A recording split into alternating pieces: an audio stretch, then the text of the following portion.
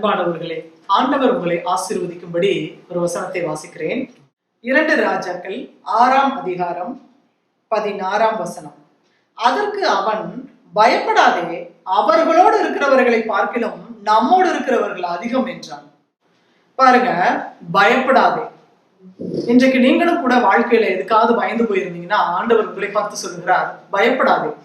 உங்களுக்கு விரோதமா யாராவது எழும்புறாங்களா, உங்களுக்கு விரோதமா யாராவது எதுவும் செய்யணும்னு நினைக்கிறாங்களா, பயப்படாதீங்க, அவர்களோடு இருக்கிறவர்களை பார்க்கிலும் நம்மோடு இருக்கிறவர்கள் அதிகம் என்றான்.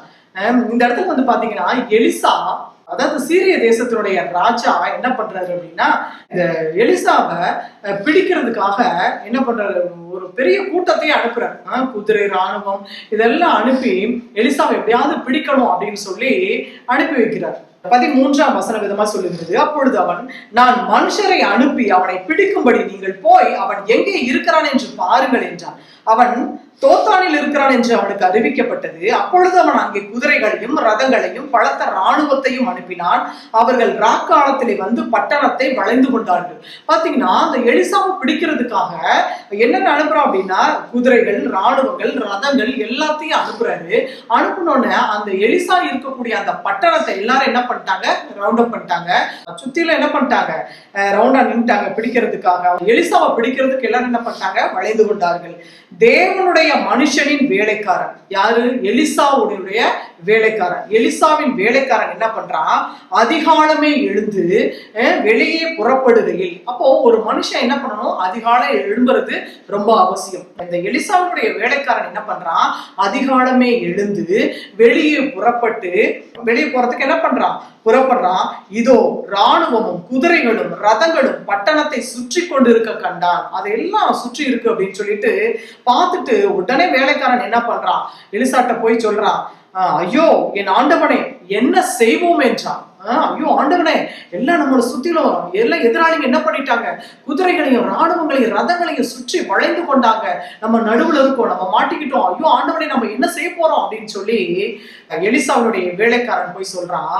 அதற்கு அவன், எலிசா சொல்றாரு, நீ பயப்படாதே, பயப்படாதே, அவர்களோடு இருக்கிறவர்களை பார்க்கிலும் நம்மோடு இருக்கிறவர்கள் அதிகம் என்றான்.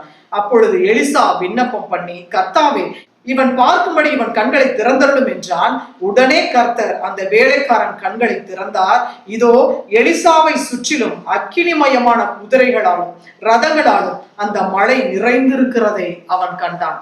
பாருங்க, கூட இருக்க வேலைக்காரனுக்கு தெரியல, அவனை சுற்றிலும் அவர்களோடு இருக்கிறவர்களை பார்க்கல நம்மோடு இருக்கிறவர்கள் அதிகம் அப்படின்னா இது வந்து அவனுக்கு அந்த கண்களுக்கு தெரியல. உடனே எலிசா என்ன பண்றாரு, விண்ணப்பம் பண்ணினான். தன்னுடைய வேலைக்காரனுக்காக விண்ணப்பம் பண்றான். ஆண்டவரே, என் கண்ணுக்கு தெரியுது, நீங்க என்ன சுத்திலும் நீங்க அக்கினி ரதங்களும் குதிரைகளும் என்ன சுத்திலும் நீங்க வேலி போட்டு நீங்க பாதுகாத்திருக்கிறீங்க அப்படின்றது என் கண்ணுக்கு தெரியுது.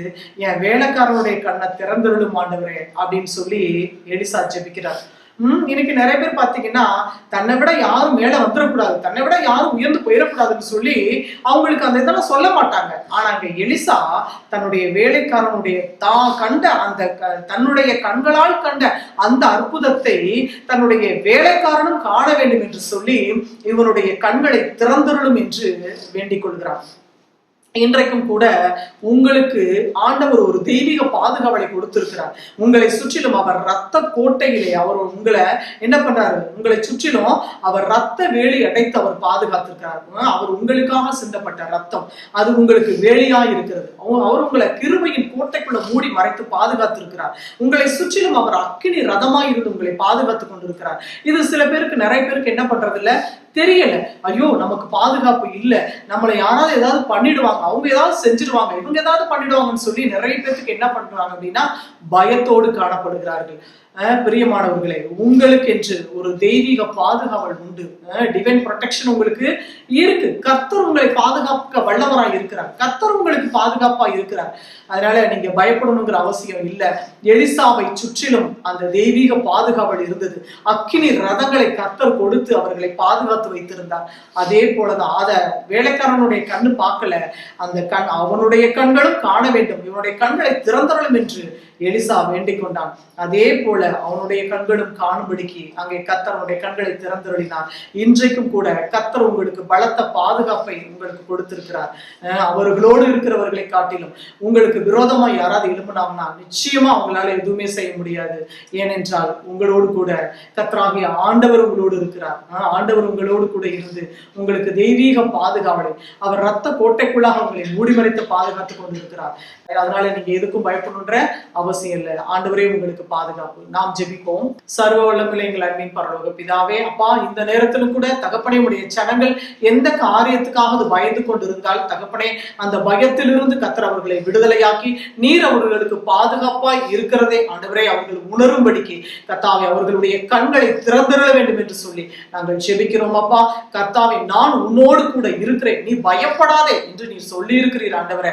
அப்பா உடைய ஜனங்களுக்கு தகப்பனே நீர் கூட இருந்து பாதுகாக்கிறதை அவர்கள் கண்கள் காணும்படி இருதயம் உணரும்படி கர்த்தர் அவர்களுடைய கண்களை திறந்திட வேண்டும் என்று சொல்லி இயேசு இரட்சகரின் நாமத்தில் ஜெபிக்கிறோம் பிதாவே.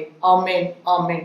பிரியமானவர்களே, ஆண்டவர் உங்களோடு இருக்கிறார், உங்களை பாதுகாக்கும்படி உங்களோடு கூட இருக்கிறார். பயப்படாதீர்கள். கர்த்தர் உங்களை ஆசீர்வதிப்பார். God bless you.